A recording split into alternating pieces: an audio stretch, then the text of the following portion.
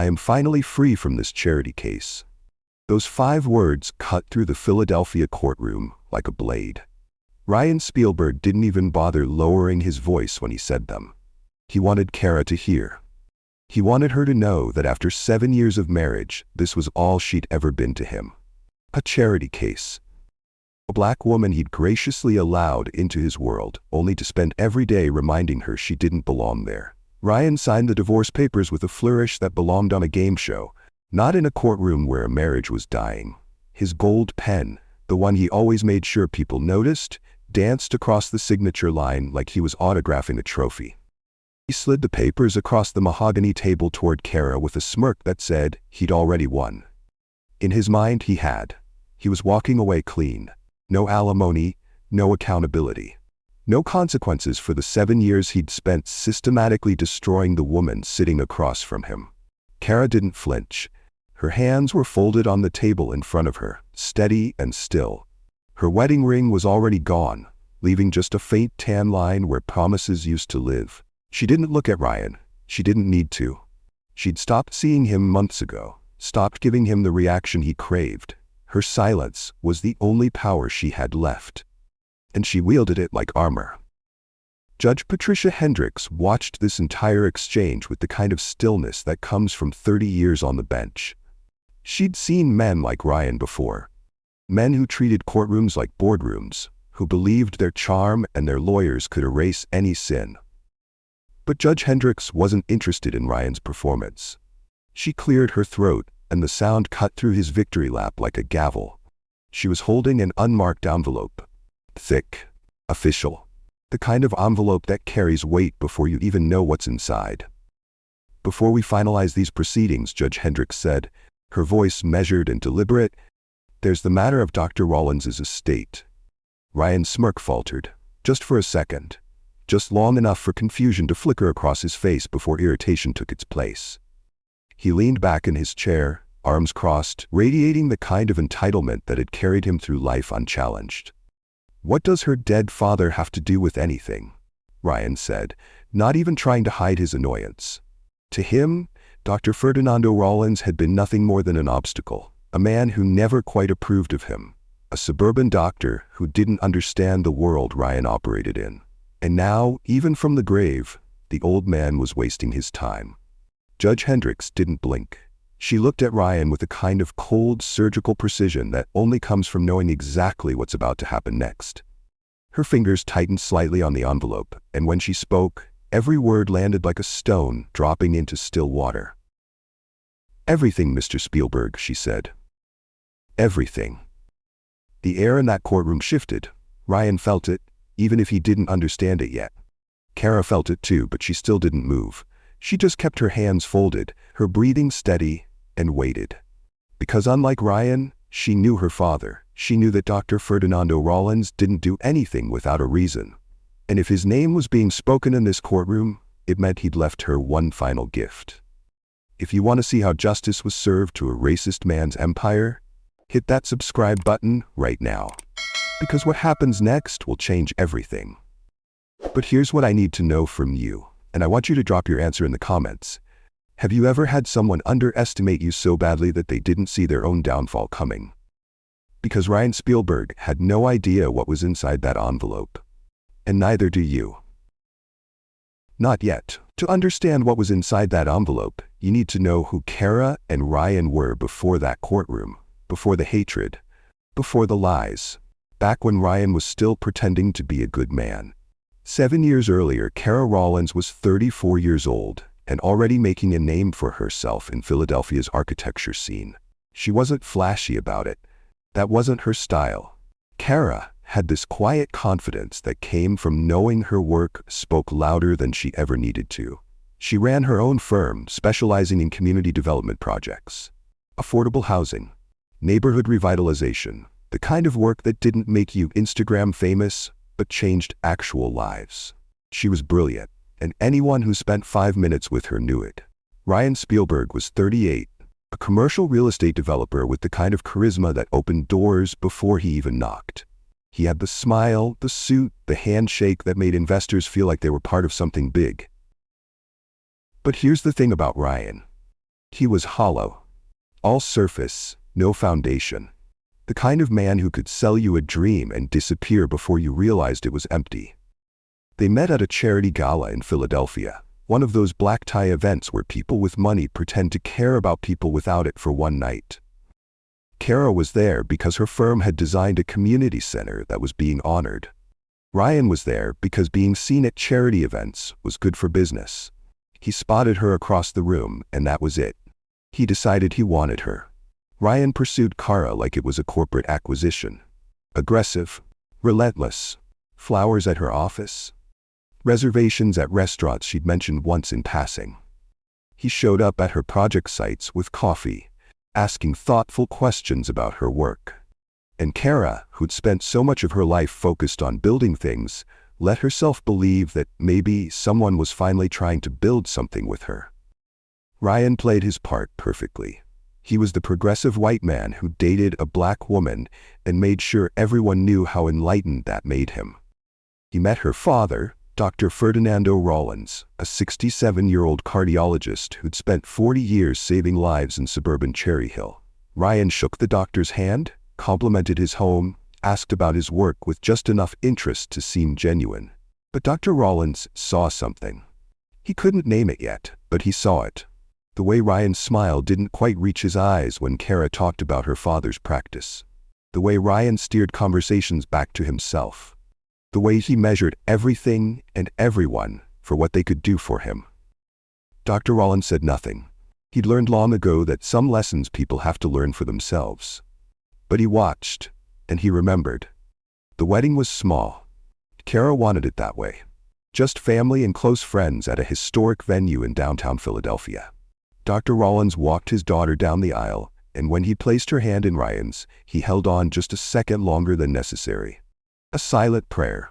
A father's instinct screaming that something wasn't right. But Kara was glowing, and Ryan was charming, and Dr. Rollins kept his reservations to himself. The first year of marriage, Ryan's mask started to slip. It began with small comments, little adjustments he suggested Kara make. Her hair was too ethnic for client meetings. Maybe she should straighten it more often, he said. Make it more professional. Kara laughed it off at first, thinking he was just ignorant that she could educate him. But the comments kept coming. He suggested she tone down her style around his business partners, dress more conservatively, smile more, be less intimidating. And Kara, who'd spent her whole life being told she was too much or not enough, started second-guessing herself. Dr. Rollins noticed during their Sunday dinners the way Ryan would subtly correct Kara, the way he'd interrupt her stories to tell his own, the way he'd make passive-aggressive remarks about diversity hires at Kara's firm, then laugh like it was a joke. Dr. Rollins said nothing at the table, but his jaw would tighten, his hands would grip his fork a little harder. And after Ryan and Kara left, he'd sit alone in his study, thinking. Then came the night Ryan got drunk at a holiday party and called Dr. Rollins just a suburban doctor. They were at Ryan's business partner's house, surrounded by developers and investors, and someone asked about Kara's family. Ryan waved his glass dismissively and said Kara's father was a nice enough guy, but really, he was just a suburban doctor.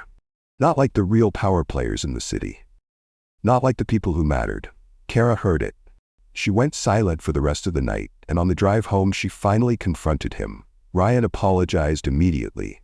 He blamed the alcohol. He sent flowers to Dr. Rollins the next day with a card about how much he respected him. Empty words. Empty gesture. But Kara wanted to believe it, so she did. Dr. Rollins didn't believe it. He went to his desk that night and opened a leather journal. He wrote down the date, the comment, and the context. It was the first entry. It wouldn't be the last. Kara's career was taking off. She just landed a major municipal contract for an affordable housing development on the north side of Philadelphia. It was the kind of project that would establish her firm as a serious player in the city. She was excited. She worked late nights, met with city officials, coordinated with contractors, and Ryan suddenly became very interested in her business dealings. He started attending her networking events. He'd show up at meetings, playing the supportive husband, shaking hands, making connections. Kara thought it was sweet at first. Look at my husband, taking an interest in my work. But what Kara didn't know was that behind the scenes Ryan was making phone calls. He was reaching out to developers, spreading quiet concerns about Kara's firm. He'd mention her inexperience with projects this size. He'd question whether her company had the infrastructure to handle municipal contracts. He'd plant seeds of doubt. Always carefully, always deniably. Contracts started falling through. Clients who seemed enthusiastic would suddenly back out without explanation. Meetings that felt productive would end with no follow-up. Kara worked harder, convinced she was missing something. She blamed herself for miscommunications, for not being persuasive enough. And Ryan would come home and console her. He'd hold her while she cried about another lost opportunity, telling her it wasn't her fault, that business was just hard sometimes. And the whole time, he was the reason it was happening. Dr. Rollins got a phone call one evening from a colleague, another doctor who'd been at one of those networking events. The colleague mentioned, almost casually, that he'd overheard Ryan talking to a developer, expressing concerns about Kara's firm. The colleague thought it was odd. Husbands usually build their wives up, not tear them down. Dr. Rollins thanked him for the call. Then he hung up and started making calls of his own, asking questions, listening carefully. He was a cardiologist. He knew how to diagnose problems other people couldn't see. And Ryan Spielberg was a problem. 3 years into the marriage, Ryan stopped pretending in private. He mocked Kara's family traditions, called them ghetto when she tried to cook her grandmother's recipes. He refused to attend Dr. Rollins's 65th birthday party, claiming he had a work emergency that Kara later discovered was a golf outing with clients. He'd make jokes about black women being difficult to his friends, then act confused when Kara got upset. She found the text messages by accident. His phone was on the counter while he was in the shower. A notification popped up. She wasn't trying to snoop, but she saw her own name. She opened the thread and found months of messages. Jokes about her attitude. Comments about how he should have known better than to marry a black woman. Complaints about how she didn't appreciate everything he'd done for her. Kara confronted him that night. Calmly. She showed him the messages. She asked him if this was who he really was. And Ryan looked at her like she was the crazy one. He told her she was too sensitive, that it was just humor, that she was reading too much into things. That this was exactly why his friends said black women were difficult. Gaslighting. That's what it's called when someone makes you doubt your own reality. And Ryan was an expert. He started controlling the finances, questioning every dollar Kara spent, her business expenses, her personal purchases. He made her feel like she was living off his generosity, even though her firm was successful in its own right. He'd check her receipts, ask why she needed new work clothes, suggest she was being irresponsible with money. Dr. Rollins saw his daughter shrinking, saw the light dimming in her eyes. One Sunday, after Ryan had left early from dinner with another excuse, Dr. Rollins took Kara aside. He told her he had money set aside, an escape fund, enough for her to leave, to start over, to be free. She could walk away tomorrow if she wanted to. Kara refused. She still believed she could fix it. Still thought, if she just loved him better, communicated better, tried harder, Ryan would become the man she thought she'd married. She told her father she appreciated it, but she was fine. Everything was fine. Dr. Rollins knew it wasn't fine, but he also knew his daughter had to make her own choices, so he redirected his energy. If he couldn't save her from the marriage yet, he could prepare for when she was ready to save herself. He hired a private investigator. Not to spy, but to protect. Not to destroy Ryan, but to document him. Dr. Rollins was a surgeon at heart, precise, methodical. He gathered evidence the way he'd prepare for a complex surgery. Every detail mattered. Every piece of information had to be verified, cross-referenced, preserved. And what that investigator found was damning. Ryan's credentials were fraudulent. That master's degree from a prestigious business school, it was from a diploma mill that had been shut down by the state. His professional licenses had discrepancies. Dates didn't align. References couldn't be verified. The investigator dug deeper and found business contracts that showed a clear pattern of racial discrimination.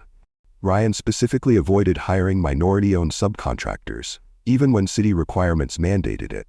He'd find loopholes, create shell companies, anything to keep his projects white. The tax returns revealed offshore accounts Ryan had never disclosed. Unreported income in the hundreds of thousands.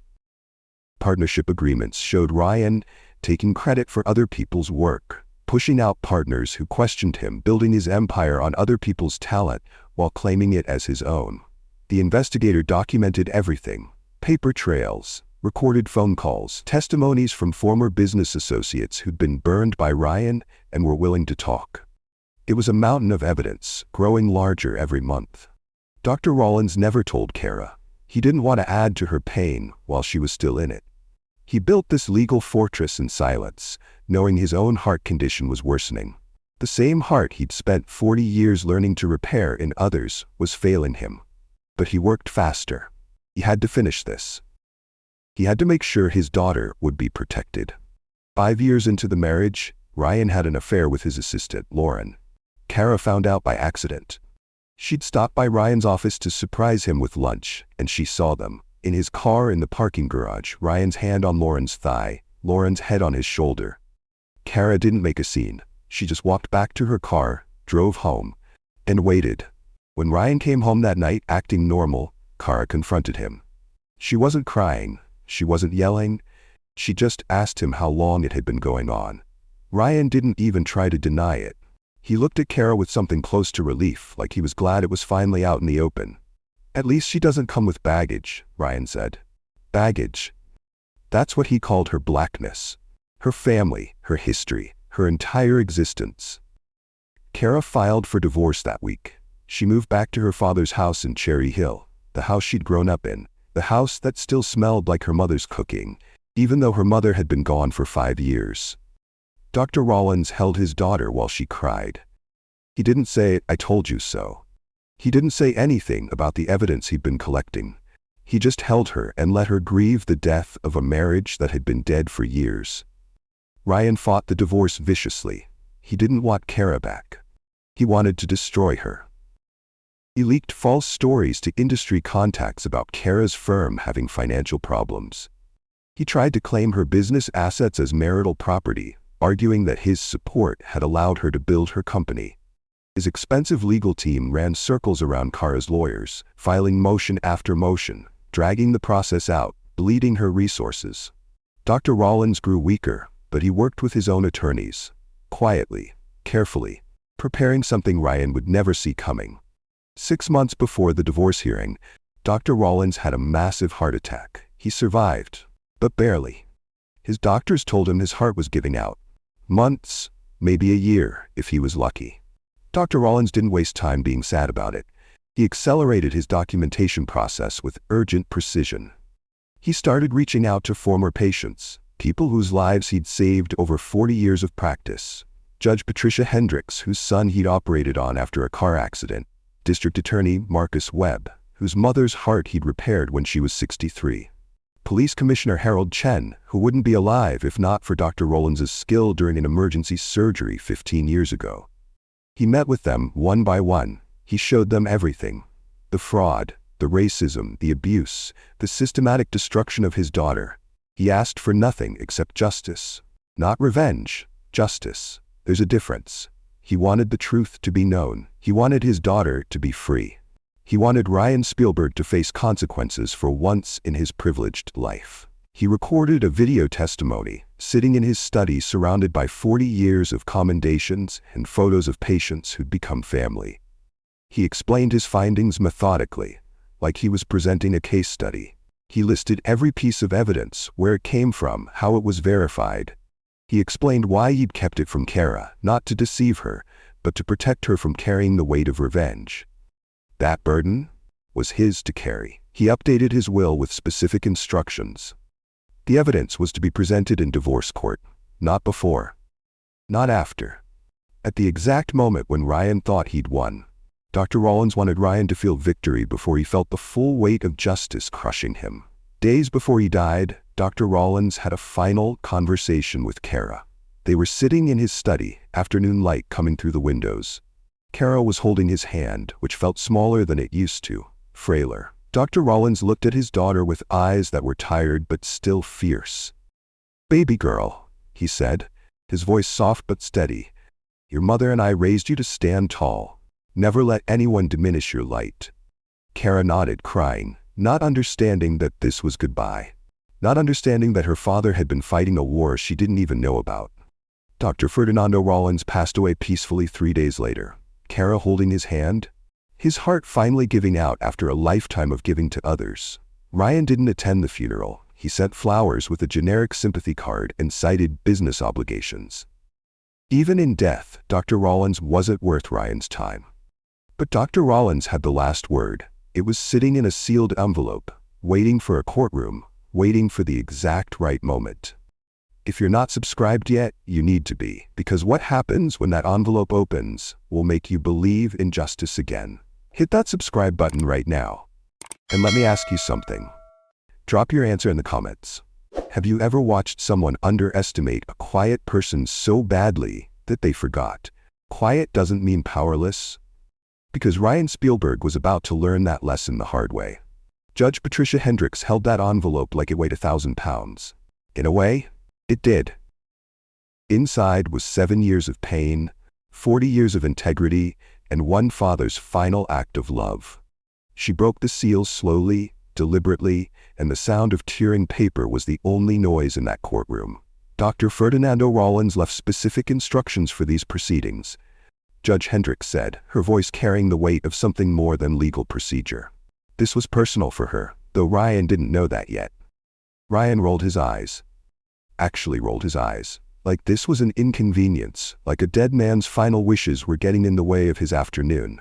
He pulled out his phone, probably ready to text his lawyer about wrapping this up quickly. He'd already won, right? The papers were signed. Kara was silent. This was just paperwork now. Judge Hendricks began reading. On this date, I, Dr. Ferdinando Rollins, being of sound mind and failing body, do hereby submit the following documentation regarding the dissolution of marriage between my daughter, Kara Rollins, and Ryan Spielberg. Ryan barely looked up. His lawyer shifted in his seat, sensing something but not yet understanding what.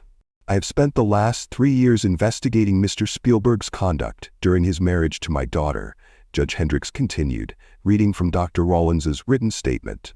What follows is a detailed timeline of abuse, fraud, and systematic racism that I have documented with the precision I once used to save lives. Now Ryan looked up. His smirk faded just slightly. Your Honor, I object. Ryan's lawyer stood, his voice sharp. This is highly irregular. We're here to finalize a divorce, not to. Overruled, Judge Hendricks said, and her voice could have frozen fire. Sit down, counselor. Dr. Rollins was very specific about when this information was to be presented, and this court will honor a dead man's final wishes. You will have your opportunity to respond, after I'm finished. Ryan's lawyer sat down slowly, and for the first time, Ryan looked uncertain.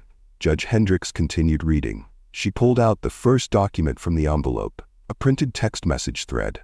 Text message from Ryan Spielberg to contact labeled Mike B, dated November 14th, 3 years ago. She read, quote, she's lucky I married down. No one else would tolerate that attitude.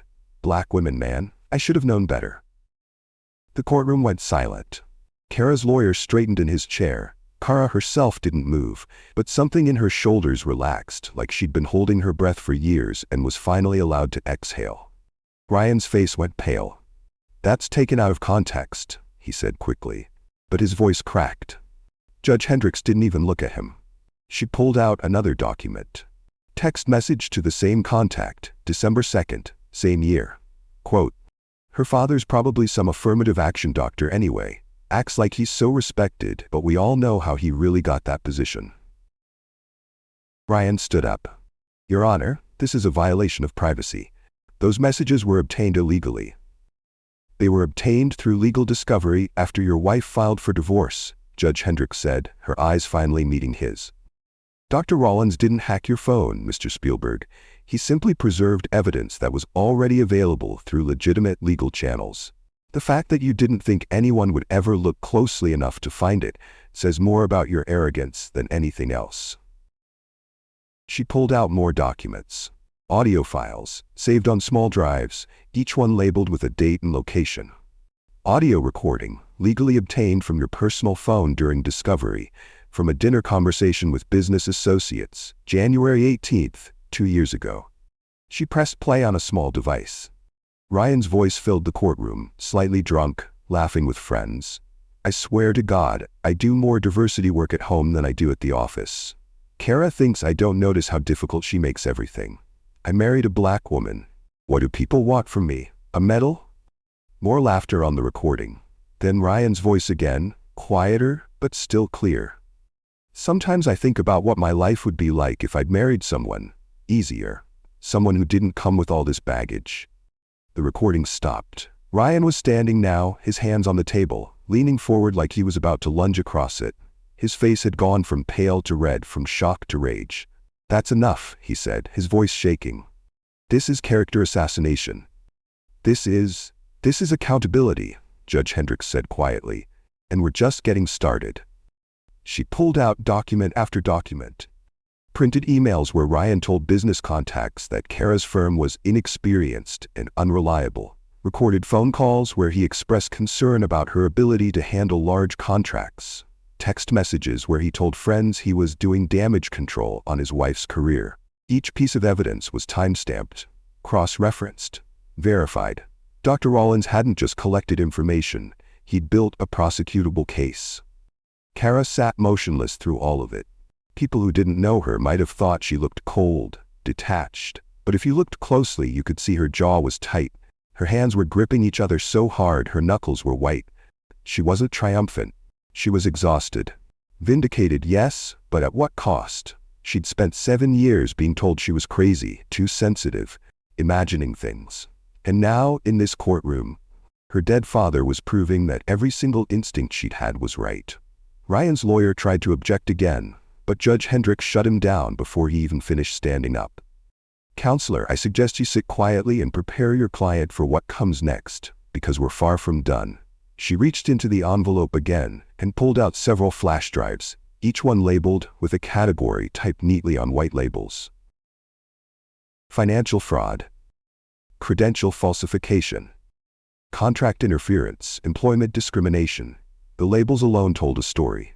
Dr. Rollins's will included these flash drives, Judge Hendricks said, holding them up, organized by category, as befitting a man who spent his life saving hearts with precision. Let's start with financial fraud. She inserted the first drive into the courtroom's display system. Documents appeared on the screen: bank statements, tax returns, wire transfer receipts, offshore accounts in the Cayman Islands, totaling $2.3 million in unreported income. Judge Hendricks read from Dr. Rollins's notes. IRS violations dating back 8 years. Every transaction documented here was cross-referenced with your filed tax returns, Mr. Spielberg. The discrepancies are not accidental. They are systematic tax evasion. Ryan's lawyer was furiously taking notes now, his face grim. He leaned over and whispered something to Ryan, who shook his head violently, refusing whatever advice he was being given. Your Honor, we'll need time to review these allegations, the lawyer said, his voice strained. This is highly complex financial information being presented without prior notice.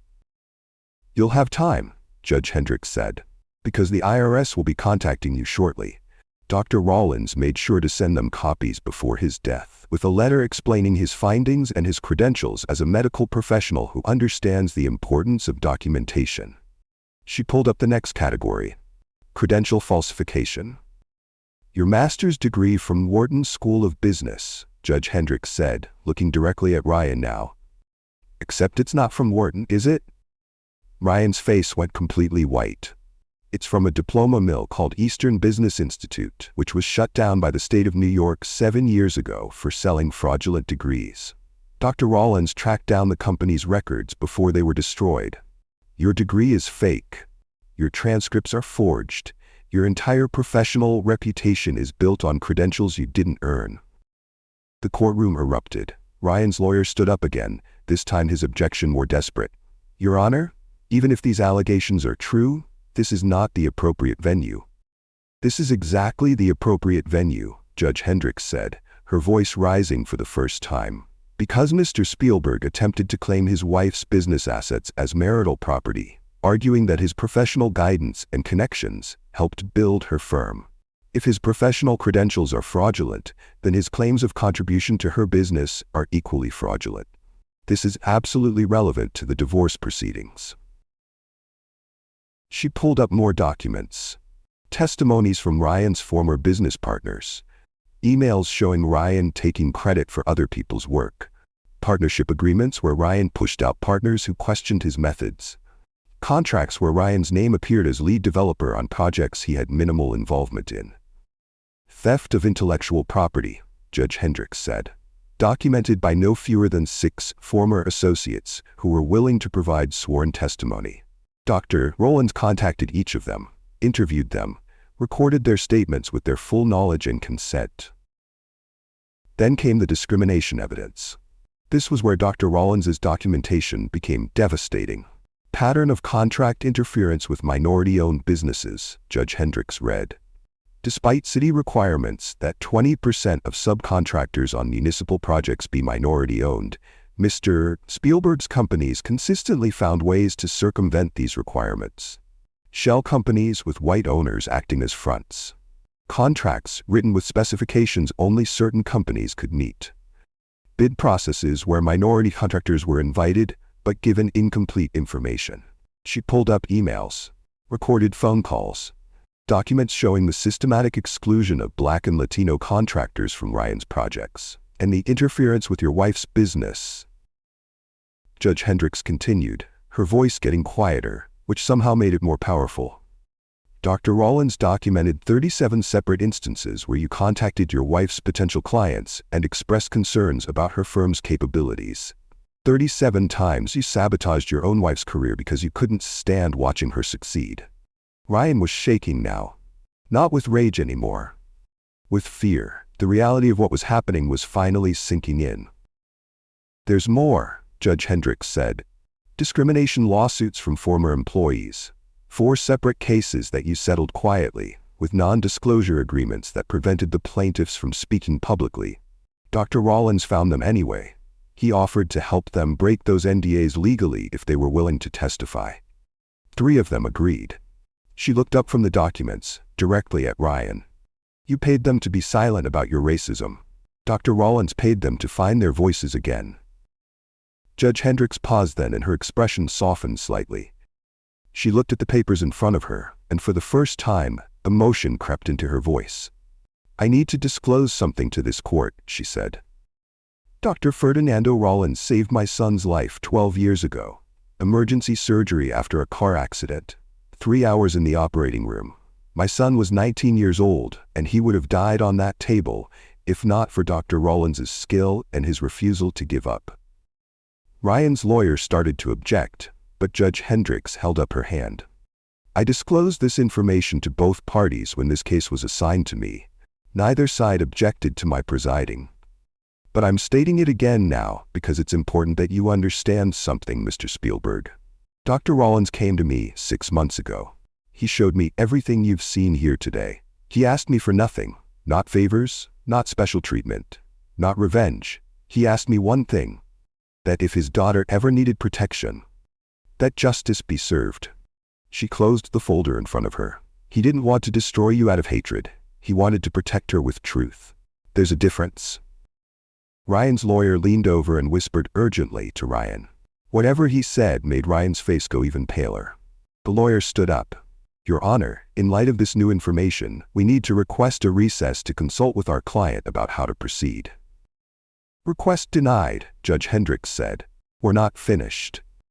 That's when the courtroom doors opened. District Attorney Marcus Webb walked in, flanked by 2 detectives. He was carrying a folder, moving with the kind of purpose that made everyone in the room turn and look. Ryan saw him and recognition flickered across his face. They'd met at fundraisers, business events. Ryan had donated to Webb's campaign for district attorney. Webb walked straight to the judge's bench and handed her a document. She read it quickly and nodded. Mr. Spielberg, Judge Hendricks said, District Attorney Webb has arrest warrants for you. Tax evasion, fraud, contract interference, and conspiracy to commit wire fraud. Ryan stood up so fast his chair fell backward. This is a setup, he shouted, his voice cracking with panic. You can't do this. This is entrapment. This is justice, Judge Hendricks said calmly. Mr. Mac Spielberg, Dr. Rollins spent 25 years building trust in this community. He saved lives, he built relationships, he earned respect through integrity. You spent 7 years trying to destroy his daughter. He documented everything, every lie, every crime, every moment of cruelty. He built a case against you the way he used to build surgical plans, with precision, with evidence, with undeniable truth. The courtroom doors opened again. Police Commissioner Harold Chen walked in, and Ryan recognized him too. They'd played golf together. Chen had been at Ryan's holiday party 2 years ago. "Commissioner," Ryan said, his voice desperate now, reaching for any connection he could find. "You know me. This is insane. Tell them this is—" "My father would be alive today if not for Dr. Rollins' emergency surgery," Chen said, cutting him off. His voice was cold, professional. 15 years ago after a stroke, Rollins operated for 6 hours. When I thanked him, he said he was just doing his job. That's who he was. And when he came to me 6 months ago with evidence of your crimes, he asked me to review the case personally. Not to arrest you out of revenge, but to ensure that justice was thorough. I did. And what I found confirmed everything he documented. Ryan looked around the courtroom wildly. His business partners, who he'd invited to watch his victory, were standing up and leaving, walking out without a word, distancing themselves before the scandal could touch them. His lawyer was whispering urgently about criminal exposure, about cooperation, about plea deals. Ryan's phone started buzzing, then another phone, then another. People in the courtroom were getting notifications, their faces changing as they read their screens. News was breaking in real time. Ryan's company was under investigation. His name was trending on social media. His empire was collapsing while he stood in that courtroom, watching it happen and powerless to stop it. Ryan Spielberg, District Attorney Webb said, stepping forward with the detectives. "You're under arrest. You have the right to remain silent." Ryan tried to back away, but there was nowhere to go. The detectives moved forward, professional and efficient. They handcuffed him, and the sound of the metal clicking shut was final. Absolute. They led him past Kara. He tried to say something to her, his mouth opening, maybe to apologize or curse or beg, but Kara didn't even look at him. She looked through him, like he was already gone, like he'd never really been there at all. And in a way, he hadn't. The man she'd married had never existed. She'd been in love with a mask, and now the mask was being led out of the courtroom in handcuffs. After Ryan was gone, Judge Hendricks turned her attention back to the matter at hand. "In the matter of Rollins versus Spielberg," she said, her voice returning to its formal cadence, "this court awards Kara Rollins full dissolution of marriage. No assets will be awarded to Ryan Spielberg. A permanent restraining order is hereby issued. Ryan Spielberg's name will be removed from all joint properties, accounts, and legal documents. This court also orders the reinstatement of any business contracts that were interfered with, pending investigation by the appropriate authorities." She looked at Kara directly now, her expression softening. "Miss Rollins, your father was one of the finest men I've ever known. He asked for nothing except that you be protected. This court honors that request." Kara nodded, unable to speak. Her lawyer put a hand on her shoulder, supportive but letting her have this moment. Over the next few days, the fallout was massive. The mayor of Philadelphia issued a public apology for city officials who had been influenced by Ryan's lies and manipulation. City contracts were reviewed. Officials who had excluded Kara's firm from bidding processes were investigated. Ryan's company lost municipal contracts worth over $40 million. Former employees started coming forward with discrimination claims, no longer bound by fear or NDAs. The lawsuits piled up so fast Ryan's lawyers couldn't keep track of them all. Ryan's criminal trial would take years to fully resolve, but his reputation was destroyed immediately. His name became synonymous with fraud, racism, and abuse. Business partners deleted his contact information. Social circles closed their doors. The privilege he'd relied on his entire life evaporated in a matter of days. Weeks after the courtroom revelation, Kara stood in her father's study. The room still smelled like him, old books, coffee, the faint scent of the cologne he wore every day for 40 years. The walls were covered with commendations, photos of patients who'd become family, children he'd saved who'd grown up and sent him pictures of their own children. Kara was going through his desk, not ready to pack anything away yet, just touching his things, trying to feel close to him again. She found his journal in the bottom drawer. The leather was worn, the pages filled with his neat, precise handwriting. She opened to the last entry, dated 3 days before he died. Kara doesn't know yet, but she's stronger than any cruelty Ryan inflicted. I couldn't save her marriage, but I could save her future. Justice isn't revenge, it's ensuring dignity survives hatred. I did what I could. Now she'll do what I know she's capable of. She'll build something beautiful from these ashes. She always does. Kara sat in her father's chair and cried.